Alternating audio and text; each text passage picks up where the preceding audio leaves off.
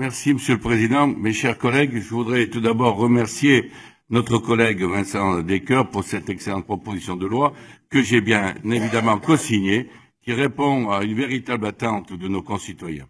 La mise en œuvre assumée par le Premier ministre du passage aux 80 km/h est une nouvelle attaque contre les habitants des zones rurales. Nous voulons tous que le nombre de victimes d'accidents de la route baisse. Sauver des vies doit être la priorité des politiques de sécurité routière, mais la réduction de la vitesse maximale autorisée sur tous les réseaux secondaires, sans prendre en compte la réalité de la dangerosité, sera inefficace.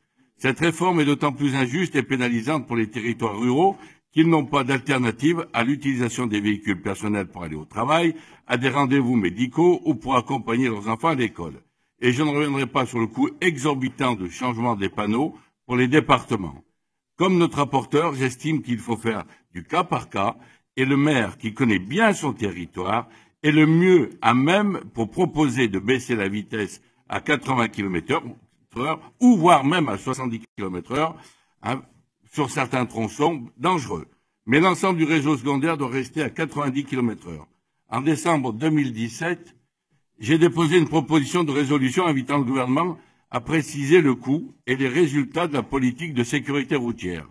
En effet, mes chers collègues, si la vitesse est souvent en cause dans les accidents meurtriers, il ne faut pas oublier que parmi les 3500 personnes décédées sur les routes en 2015, l'Observatoire national interministériel de la sécurité routière estime que 23% d'entre elles, soit plus de 800 personnes, ont trouvé la mort dans un accident impliquant un conducteur positif aux stupéfiants.